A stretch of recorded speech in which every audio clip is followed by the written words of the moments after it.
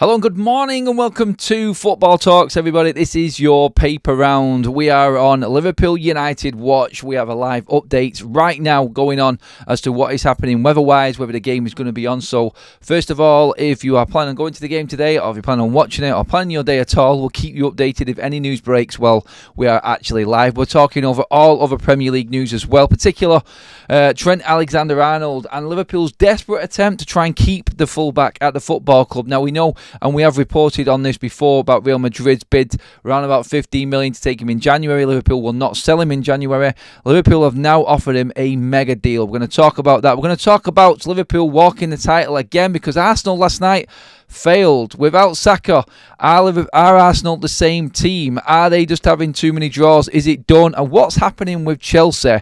And can Nottingham Forest actually compete in and stay up there in the top four as well? We'll talk about the top four race. We'll talk about relegation. We're not going to mention Manchester United in relegation, promise you. We have got everything that needs to be talked about, ready to go for you. So get your comments in, everybody, and let us know what you're feeling about the game today as well, and whether it should go on first and foremost. But I want to start with the news and just bring up a story from the Mirror, and they've gone big on Trent Alexander-Arnold this morning. Obviously, it is all about Liverpool versus United today. We are going to touch on that, but beforehand, and obviously the off-the-field issues that Liverpool have, slightly different to off-the-field issues that Manchester United have. Obviously, different ends of the spectrum there with that one, but Trent's mega deal. Liverpool finally make Trent Alexander-Arnold a contract offer as a mega 78 million deal is on the table. Shizer, wow. The Reds hope to keep their homegrown right-back who has attracted the interest of Real Madrid, and his contract ticks down towards the end of the season. Liverpool have offered Trent Alexander-Arnold $78 million 5-year contract to try and keep the England defender out the clutches of Real Madrid. There's a similar $300,000 a week deal on the Bernabeu table for the 26-year-old, but in addition, he could expect a huge signing on fee from the Spanish Giants if he joins in the summer on a free agent. Whichever way you look at this, Trent Alexander-Arnold is going to become a very, very, very highly paid player. Probably one of the best paid players in the world going off this deal. A big signing on fee and a massive wage at Real Madrid. So Liverpool are offering him somewhere in the region, it says, of what? Round about the $300,000 a week mark, which is absolutely monumental. That's mega. That is ridiculous. But this is... Do you know what? When you're looking at Liverpool right now, when you're looking at how they're playing, you're looking at how Trent's playing, for God's sake. I mean, seriously, this is when you look at a contract like this, and just taking my United cap off, for instance, at the moment, like, we look and we moan about deals with certain players on certain amounts of money. There are then some players that actually deserve the money that they're on. And if you are a big club and you've got aspirations, let's say, to win the Premier League, to challenge for the Champions League, which Liverpool are doing on both accounts this season, then you need the best players. Look, if Real Madrid are willing to pay your player $300,000 a week, then you clearly look at them as your big rival, and you look at them as a team that are looking in the same way that you are, and have got the same aspirations of what you have. You have to pay it. You have to pay it. And Liverpool, by all accounts, have been quite stingy with their wages over the years, unlike Manchester United and other clubs like Chelsea. But it has been around performance-based sort of structure, which is probably understandable and what's needed in a club like Liverpool.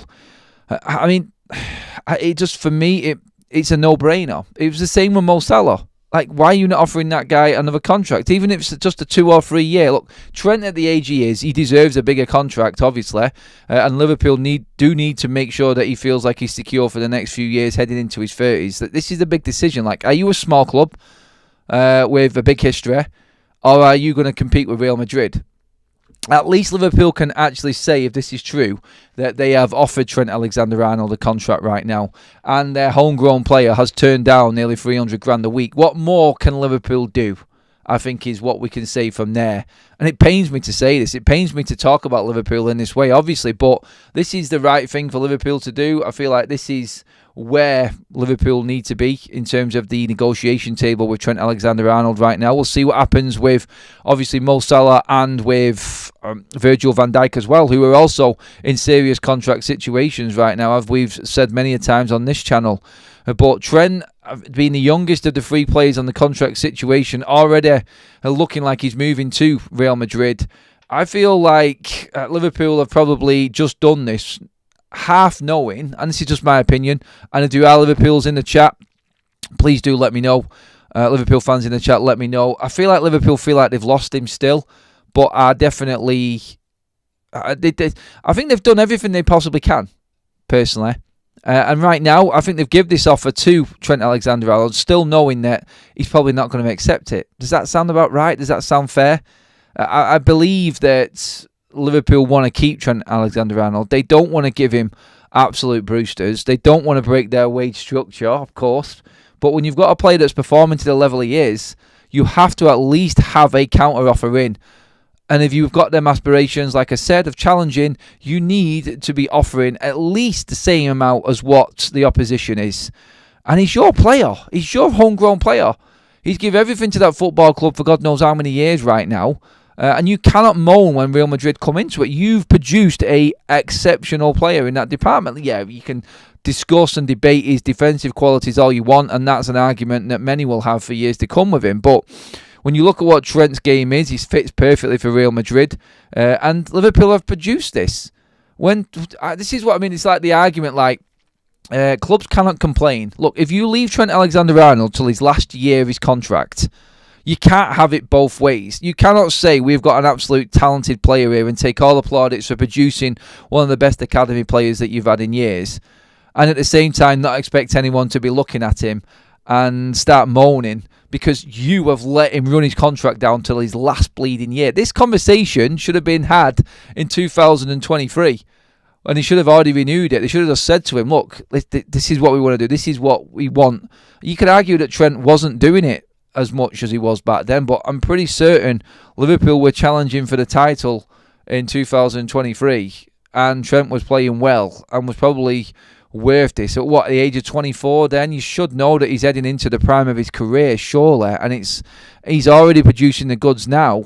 I just look at Liverpool's organisation in this, and it baffles me how they've let these 3 players in particular run their contracts down to where they are right now. And on the last hour, like, we're in a transfer window where Trent Alexander-Arnold can actually talk to other clubs legally from overseas and pre-negotiate a new contract to move to them.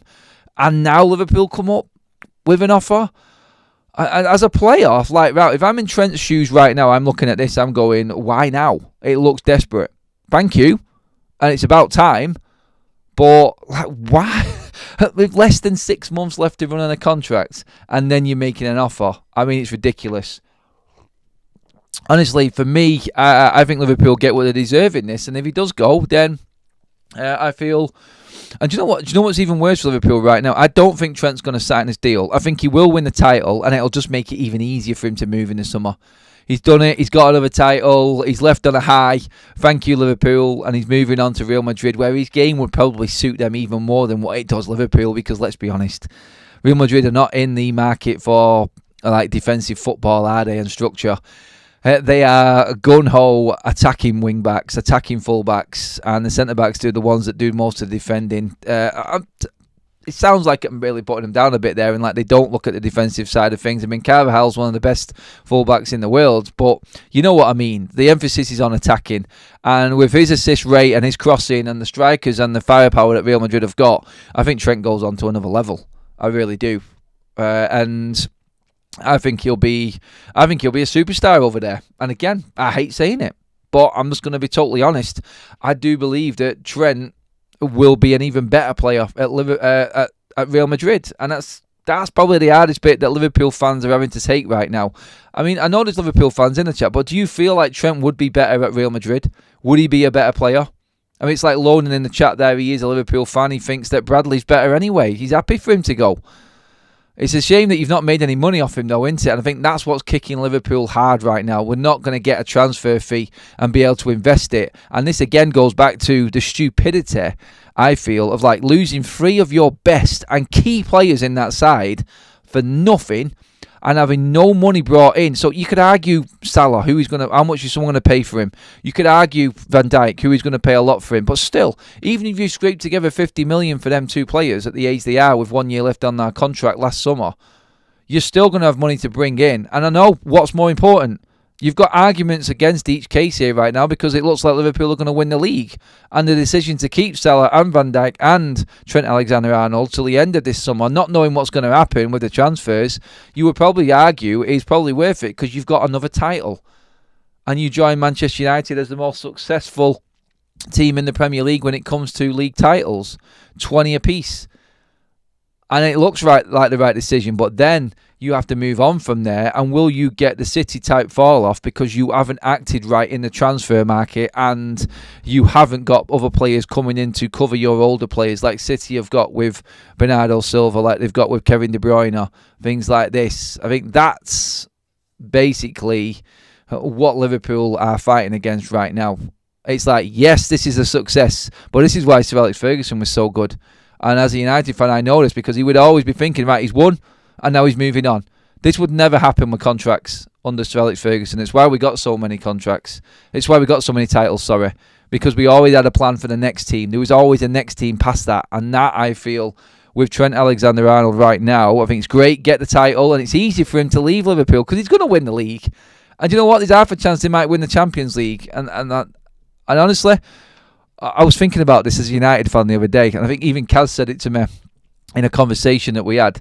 Can you imagine a season where Liverpool won the Champions League and the league, United got relegated, and Leeds United got promoted? I'll be like, oh God. I thought it was bad when we were trying to decide what was best with Liverpool or City winning the league. But can you imagine that? Obviously, I don't think United will go down. I think we'll stay where we are, mid-table, shite. But sorry for swearing in the morning, by the way. But I think that's where we'll be. But can you just imagine the situation? Oh, that would just absolutely end all Manchester United fans. It would.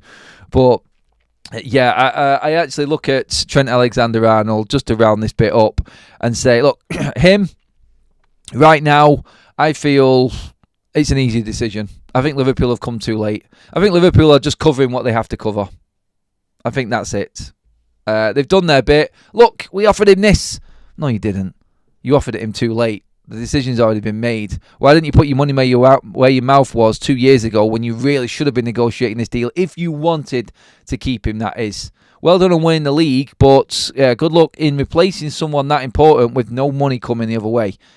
And let's be honest, it's not like he's on absolutely mega money right now at Liverpool, is it? Well, compared to what I'm used to anyway at my club, but still. But then, like Lonan says, we've got Bradley.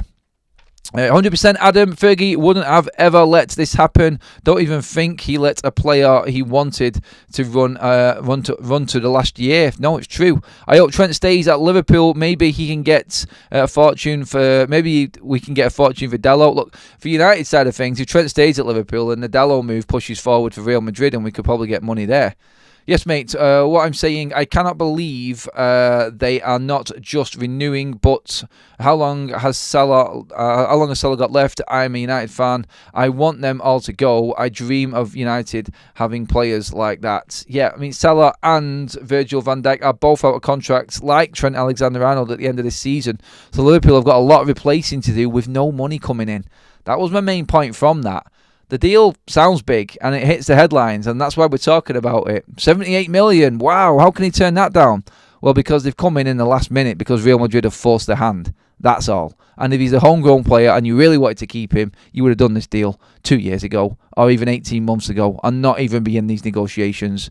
Trent will walk to Real Madrid in the summer. He'll get the same money. He'll have a title in his back pocket again from Liverpool, and he'll go and play the rest of his time at Real Madrid with his best bosom buddy, Jude Bellingham, and all the glitz and the glamour that Real Madrid bring. Better lifestyle in Madrid. Not saying Liverpool's a horrible place. I'm just saying that Madrid is nicer weather-wise and things like that. And the lifestyle probably is a little bit better. And do you know what? Culture-wise, he probably wanted to make the move as well. There's not a chance for me. I know he loves Liverpool. I know he's a homegrown player that he signs this deal. That's all I'm saying on that one anyway. And let's actually get a quick check on what's actually going on with the update on Liverpool. I have a live update thing. I had it on my screen here a minute ago. Bear with me a second. Just to go over the state of play with Manchester United. So as it stands, okay, Liverpool are still preparing for the game to go ahead, judging by this. So Liverpool FC Help on Twitter, and this was about 10-15 minutes ago this came out. So, morning Reds, we're at Anfield today for our match against Manchester United. Our match day timings are 10 o'clock, Anfield store opens, 10:15 ticket office opens, 12:30 fan zone opens, 1:30 hospitality opens, at 2:30 turnstiles open. That was at 10 to 9 this morning. That was put out on Liverpool's official help page on X. So, as far as we know right now, there is inches of snow outside of Liverpool Stadium, outside of Anfield from the pictures that I can see. But still, as far as Liverpool are concerned, according to their official Twitter, they are still going ahead. Other games have been called off right now. I can see some League One games that have been called off. But yeah, we had the stories earlier on. Runways were closed at Manchester and Liverpool airports early doors. But as of now, according to Liverpool's official page, it is a case of game on. So get yourselves prepared, everybody. It's still happening. We'll bring you up to date with everything that's actually happening with the game, as if anything does change. But I think it is turning to rain. Do you know what? The biggest thing about the game is it's like ice rain, and I don't know what this is. Is this some like crazy demon type weather with like ice rain? Apparently it drops and it freezes straight away, so the roads are slippery. And I think that's probably the decision that needs to be made. So let's just see what happens anyway. 38 likes in the bag. Thank you, everybody. Keep them likes coming in. Share the video as well. We're still, like I said, at the early stages. Thank you, everybody who joined us on Football Talks yesterday for the watch-along, our first watch-along. It went down really well, the Newcastle and Spurs game at the Spurs Stadium. Loved it. Great comments as well. And the subscriber base is growing, so please hit the subscribe button. Like the content as well. We'll get through some more news as well. We'll bring up something on Kevin De Bruyne, actually, and what he said. I was just talking about players that are coming to the end of their deals. So you've got some of the best players that have ever played in the Premier League. We've just talked about the Liverpool players there, but this is the end for Kevin De Bruyne as well. Like, his contract runs out in the summer, just like Mo Salah's. I mean, just think about it. Van Dijk, De Bruyne, Mo Salah, players like this, like some of the world's best. And we're talking elite players here right now. Gone for nothing in the summer. This is the scenario that we're facing right now. And the headline, again, in the papers this morning, Kevin De Bruyne bluntly makes his feelings clear on Manchester City future. I don't care. I mean, De Bruyne is coming across as a bit of a, like, what's the word I'm looking for? He's really, really spiky at the moment, isn't it? He's sort of like arrogantly answering. He's just got that aura about him where he's just like, oh, I think he's been around Pep too long, to be honest. But I'll just read into it so you know. Manchester City midfielder Kevin De Bruyne will be a free agent at the end of the season, but the Belgium star was reluctant to discuss how his contract talks are progressing, if there is any. I mean, Pep's not even alluded to this. He's just talked about his injury situation and how he's struggled. And can City afford to really, how City can afford to really be keeping a player on at 33 who isn't available every week right now on the wages that he's on? Decisions need to be had. Kevin De Bruyne says his main focus is getting back to his best rather than talks over a new Manchester City deal. The Belgian maestro, 33, he's out of contract at the end of the season and has been tipped to leave the Premier League champions. His future hasn't been decided though, and he could yet pen an extension to stay in Manchester. De Bruyne has missed several games this season with a hamstring issue, but has started City's last two matches, both of which they have won. And he was more interested in discussing his form than contract talks when he was quizzed about his future. When asked about negotiations by Sky Sports after City's thumping 4-1 win over West Ham, De Bruyne replied, I don't care. I'm just trying to get back to my level. I feel like every week I'm getting better. Fitness-wise, I'm getting better, and I'm able to run for 90 minutes now. It's been an uncomfortable couple of months with the injury, but I'm getting better, performing better and better. So that's it. He feels like he's getting better. I think going off that one, I think we can safely say that De Bruyne feels like, and there may be a contract offer coming in for De Bruyne. You never know. You never know. But what you've got to look at in all of this, again, is like the age factor. Can City afford to be giving a player like that, who is 33, another contract? Going off his injury record, big decisions need to be made. And I think this is where City have actually done well before in letting players go at the right time. But there just seems to be cracks appearing within City's organisation and hierarchy regarding players and recruitment. Like letting Alvarez go in the summer, that was stupid, and not bringing anyone else in. Any sort of drop-off, which we have seen from Erling Haaland, can definitely hamper City's chances in challenging for the title, and we've seen that. Like bringing Gundogan back, that was strange. Never go back, they say, do they? Another old player that has struggled to keep up with the pace of the Premier League since coming back to Manchester City this season. I don't understand it. I really don't understand why Manchester City have gone down this road. And if they do give De Bruyne another deal, is this City clinging on a little bit here? This is something that Manchester United have been known to do. And I know this from my own experience with my club, that United have held on to players for way too long. And City always seems to have the knack of letting players go at the right time. I mean, even when you look at Jack Grealish right now, he's now in his 30s. De Bruyne, players like this right now, they're not going to get any better. So City are not going to improve from where they are right now if they keep these players. That's what I'm saying. They've been left for dead. They've been found out. And De Bruyne, I feel, needs to be replaced. I spoke to a City fan the other day, and he said, like I said a year ago, we needed to cash in on De Bruyne and get some money for him before he goes. Try and reinvest it. I never understood City's plan in the summer. I don't rate Savinho. He had an alright game yesterday, but let's be honest, it's West Ham at home, and City's go-to win game is always West Ham at home. And that, I feel, I think that's proof that you can talk about De Bruyne playing well in the last two games. I mean, both teams fighting relegation in West Ham and Leicester. They're poor teams. They really are. They're whipping boys. So if you want to judge De Bruyne's return to form off the back of them two games, go for it. But I feel like that'll be a mistake that City are making in giving him another deal. I think they should be looking to move him on. I think they should just let him leave for what he's given them, to be honest now. If you weren't going to sell him a year ago, there's no point now in trying to sell him. And I think De Bruyne should walk out into the sunset, personally. I like him. I think he's an absolutely outstanding player. I really do. And again, Football Talks is probably going to kill me for the conversations that I have to have. Well, my team is suffering so bad, and I'm talking about the best players that are in the Premier League and Liverpool's sides and Manchester City sides. It is painful, but you know what? I will always be honest, and I'll say it as it is. And Kevin De Bruyne, personally for me, has been one of the best midfielders the Premier League has ever seen. He is outstanding, but he's 33 and he needs to go. And City, I think, have made a mistake in letting him drag down his contract to this point, and now they're stuck. They haven't got anyone else to put in the team, so of course he's going to play. And he's going to come out afterwards and say, yeah, I'm happy, I'm playing games. But still, I think City need to move on from Kevin De Bruyne.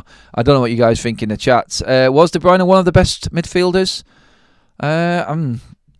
Grealish, another one-trick pony, says Colin. United are still holding on to players. They just did that. They don't learn.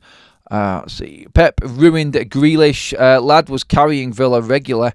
He did try to change his game. He got it out of him one season, I think, and then that's it. Grealish has fallen away. When Palmer left, they had Bob lined up. I presume he's injured at the moment. Again, though, 100% Adam, definitely one of the best in terms of De Bruyne. Every dog has his day, says Colin as well. Thank you. Keep your comments coming in, everybody. 44 likes. Let's see if we can get that up to 50 mark, everybody. By the way, we managed to get our first 100 live likes on the watch along yesterday on a Football Talks live stream. These, in fact, are our biggest numbers so far on the paper round today. 200 watching. Absolutely love that. That's brilliant. Thank you, everybody, for tuning in. We are just trying to build up our audience at the moment and build the channel from the bottom up. It's exciting. It is exciting. I do love talking about other football as well, not just United, and I think that's important. And it's good to widen the conversation, I think, and bring other people in. The City players feel City are done. Good to run down your contracts. Kevin did the right thing. Kevin was top class. Kevin De Bruyne will go down as one of, if not the best Premier midfielder of all time. It's either him, Gerrard, or Scholes. But I get you, mate. He is up there. 100% top 5 of all time Premier League. Definitely. Les says, quick question, off topic. Do you think getting Osimhen is the answer to a United problem? Is he going to get any more feed than Rasmus? I think if Haaland was at United, he wouldn't score. I think Osimhen will get, let's say for instance, if Osimhen was in the United team and we're playing the way we was, I think in terms of his know-how and just his general ability, yes, he isn't going to get bundles of service. I think where Rasmus Haaland got 16 goals, I think Osimhen would get you 20 to 25 goals off the chances that he gets, which isn't a lot, but that is the difference. And I think that's what Ruben Amorim's looking at right now. A safety advisory group meeting is set to take place this morning. Officials from both clubs and representatives from Merseyside Police and Liverpool City Council are expected to be present 2 minutes ago. That's from Tom. Thanks for the update, Tom, on that one regarding the game today. Let's just double check on everything that's happening on the live feed around Liverpool and United's game. Oh, right, Kaz is shouting at me. I have got an update here. The stupid notifications are not working. Sorry about this, everyone. My fault. Safety group meeting due to take place 9 a.m. Decision deferred. There will be further meeting at 11:45 today right now. Kaz has updated us on that one. Thank you, Kaz, on that. I have no idea why my notifications are not working. It has destroyed me this morning. I'll sort out my own technology. I don't know what's going on. It's not even flashing up on my bleeding phone. It's carnage. It's not fair. Why does technology never work? Anyway, that is your update on the Liverpool situation and Manchester United's game today. 11:45, we are going to know more. So what has happened, I feel, is the meeting was scheduled for 9 a.m. They was going to have it ahead of the game today, I think, with the weather and what was happening. But the forecast has said that the weather is now going to be raining. So they're hoping that we are going to see change. And maybe, I don't know, maybe the conditions are going to benefit people. Well, they're going to be easier for people walking into Anfield. I'm guessing that's actually where it's at right now. It has to be. It's all about safety of the fans. The pitch is fine. Inside the stadium is fine. Liverpool have announced it on their Twitter feed as well right now that the schedule for openings and everything, in fact, everything that is normally scheduled for a match day is fully going ahead right now. So it's probably going to be around, like they said, that 11:45 time. We'll probably know if the game is actually on or not. So no news now for a couple of hours on that, unless something really significant happens. But we'll keep you posted, like I said, just in case. Decision delayed until midday. That's kind of dangerous. Fleetwood and Wimbledon is off. Another game that's been called off. Parts of United Kingdom are blanketed by snow and in the early hours of Sunday morning. Many fixtures will fall victim to the weather. I think everything outside of the Premier League is falling victim to the weather and is being cancelled right now. And that's pretty much the update. But United against Liverpool is being delayed, so we may still get something out of this. Okay. Anyway, moving on to more stories within the papers, and a lot of people talking about what's going on, and obviously within the title race, and if it is actually a foregone conclusion right now, and that is that Arsenal again dropped points last night. I wanted to talk about the penalty last night. If you didn't watch the Arsenal at Brighton game last night, it's a debate. It was a weird one, the penalty, but what you've got to look at is like Mikel Arteta can bemoan and everything that he said. So Arsenal boss Arteta is fuming about the Brighton penalty. Never seen that in my life, Arteta says. Look, there is a late challenge. I feel like anywhere else on the pitch, that it's not a headbutt. It's just two players going for a ball. The Brighton player gets there ahead of. Saliba, and Saliba's head runs straight into the forwards, and it's a foul. It's inside the box. Does it have to be a penalty? I think it is a penalty, definitely. And what you've got to look at now is in the title race. Besides this, Mikel Arteta, as I'm not laughing. I should never laugh at injuries, but I feel like Arsenal's title race is done. Alongside the points dropped last night, and Arsenal clinging on to hope that Manchester United can get something from the Liverpool game. I'm going to be honest with you now, Arsenal fans, don't get your hopes up too much. But as well as that penalty decision, Arsenal struggling again from open play to really create anything last night. Brighton coming back and Arsenal losing a lead again. Mikel Arteta, after bemoaning the penalty decision, has also confirmed, and his words were, I think we've lost him. And that relates to Nwaneri as well, who came off at half-time. Arsenal's 17-year-old wonder kid, who did score in the game last night, was brought off injured, but he was forced off with injury. Now, on the commentary, I heard them talking like he was on a yellow card, he was booked for time wasting, and I thought it was just by keeping him safe and making sure that he didn't get sent off. But Arsenal have suffered a fresh injury blow after goal scorer Ethan Nwaneri was forced off at half-time with a 1-1 draw against Brighton. Nwaneri gave Arsenal an early lead at the Amex, but Brighton equalised through João Pedro, who scored a penalty after referee Anthony Taylor controversially pointed to the spot after a clash between Pedro and Saliba, like we just spoke about.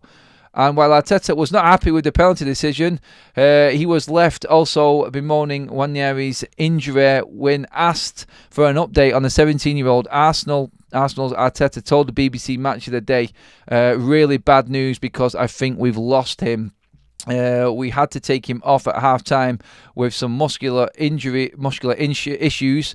Arsenal already went into the match missing the likes of Bukayo Saka, Ben White, Raheem Sterling and Tomiyasu through injury, while captain Martin Odegaard only made the bench due to illness. So Arsenal's injuries are stacking up. Is this the end of Arsenal's title challenge is the question I want to ask at the chat. You cannot keep dropping points. Yes, Arsenal have only lost 2 games all season. They are solid. They are hard to beat. They have a steelness about them right now. But into his 5th year, Mikel Arteta is looking at another trophyless season. And his team are falling away. And I don't think he's got enough in that squad. I mean, Sterling, everyone's talking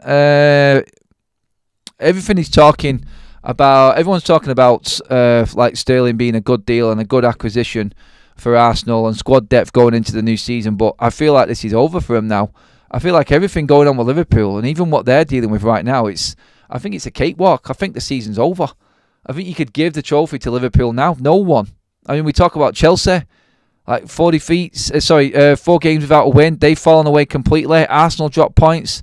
I mean, when you realistically look at the league table right now, I'm just going to bring it up. Arsenal losing, and I said this at the time. Remember the Crystal Palace game, and I remember Saka going off, and everyone was excited. 5-1, Arsenal scoring from open play, and I went, Saka going off is going to kill. He's going to kill Arsenal. They are 5 points behind Liverpool, having played 2 games more. So effectively, Liverpool can go 11 points clear with their game in hand, which is Everton and Manchester United, as we know. And we'll know if this game is on later on at lunchtime today between United and Arsenal. But you look there, the real threat, really, is Nottingham Forest. And we know they're not going to be able to sustain it. Newcastle are making a surge, but they're 10 points behind Liverpool with 2 games in hand. Liverpool with 2 games in hand on them. City are 11 points behind Liverpool, having played 2 games more. There's no one who's going to challenge them. Arsenal were the only hopes. Liverpool being 11 points clear. They've lost 1 game all season. They've only dropped points in 4 games this season. The title is over. Liverpool have won their 20th title. Arsenal are done. Like Xhaka missing, bad news, really bad news. Having to go undergo the operation. Let's be honest, like he is a brilliant player. And again, we're talking about City losing their key players. When you lose key players, and this is something that Liverpool haven't done all season, they've managed to keep everyone fit, which is massive. I feel like that's the difference and why Liverpool will walk this lead. Nwaneri was looked good, came on, scored, has been a breath of fresh air, and looked like the natural player to replace Saka in that team. But I think him now going down injured, Sterling being injured, Saka's nowhere near returning. I think Arsenal are out of ideas, and they can't keep relying on corners to win them games. And eventually it will catch up with them. In fact, it has already caught up with them. Arsenal fan channels were in overdrive yesterday, condemning Arteta for Wanyeri's sub. They are losing their heads. It's always good to see. Arsenal fans losing their heads. I think that's the only good thing to take from that. And they did help Manchester United in our mid-table clash, in our mid-table sort of fight to stay in the Premier League sort of, let's just say, winning the league, winning the bottom half of the league table, I would say, for United. So to get to 10th, points dropped for Brighton, good for Manchester United. That's all I'm holding on to right now. According to Ian Dennis from the BBC, no issues with the pitch or stadium, but a discussion is happening on the safety of the entry to Anfield. Just another one there as well on that. Obviously, more updates to come. But is it over? Has the title already been decided? Lonan says, not yet, Adam. We will talk in May. No, Lonan, it's over. Don't be bottling it now. Don't be bottling it now, mate. You have to. Right, I've kept my phone on for any updates. And just to make sure, in terms of other news, quickly, just to round up a few other little paper reports. If you wasn't watching on FUTV before, Juventus are weighing up a shock move for Tyrell Malacia. I don't think it's a shock move. That's in the papers as well. We did talk about that as well earlier on as well. Somehow Barcelona are favourites to sign Marcus Rashford. Not a chance. Honestly, I was talking in the FUTV before about what the journalists are saying and the questions they're asking and how thick they are. But what's going on with the bookies? Who is making Barcelona favourites for Rashford?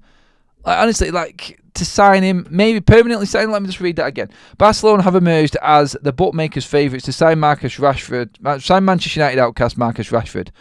It's kind of general, and maybe they mean something in the summer. Maybe, I don't know. But really, no. They can't afford to register their own players. They haven't got any money. They can't afford Marcus Rashford. So, just to go over a couple of little headlines there in the papers and what's actually going on. There is a lot of transfer talk as well. Just to quickly go through that and round that up. Let's just have a quick flick onto that. Bear with me 1 second. Transfers Live is packed with news on what's happening with Trent Alexander-Arnold and Marcus Rashford. But Tottenham have made a signing already. Tottenham will be busy in the transfer window in January, and I think this is a needed one. Spurs sign a goalkeeper. Yeah, they need it. Tottenham have announced the signing of Antonin Kinski from Slavia Prague, a 21-year-old goalkeeper. Obviously, with Vicario being out injured, Fraser Forster being garbage, the academy player Austin came in yesterday in that game, and I feel like we are sort of now in a position where I think needs must. Newcastle have been dealt a hammer blow in their pursuit of winger Johan Bakayoko as well. Belgium attacker is viewed as a dream signing for the Magpies, but agent Gerard Witters has revealed his client is going nowhere this month. So no signings for Newcastle. Update on the Chiesa. I mean, Chiesa's situation at Liverpool is interesting as well. And I'll be interested to see what Liverpool fans think in the chat as well. Napoli have begun negotiations over a loan deal for Liverpool winger Federico Chiesa. That's mental. Chiesa only came into Liverpool in the summer. I don't understand that one, but that is another story doing the rounds. Maresca hints at defensive signings for Chelsea. Are you serious right now? Have Chelsea not got enough players in? All of these stories are doing the rounds in the papers this morning. Acuna subs transfer. Wolves have agreed a new contract with star striker Mateus Cunha, according to Fabrizio Romano. Safeguarding their asset well and truly there. I still see Cunha moving, but now Wolves have put in position a bigger fee with him signing up to a new deal. It looks like Romano has confirmed that Cunha now has been signed up to a new deal with Wolves as well. I think they'll still end up losing him, but I think they'll now get a fee for him as well. And that pretty much is all of your paper round covered, everybody. Stay tuned to FUTV. Stay tuned to our Twitter feed as well. I'm sure you're all looking at reports as to what is going on. The safety meeting is around about 11:45, 11:45 today, British time, and I think we'll know more then. Up until then, the game is going ahead. So, unfortunately, people who have got to travel far are going to have to set off on their journeys in them conditions. According to Liverpool's feed, it is actually still going ahead. We're not going to hear anything until lunchtime today.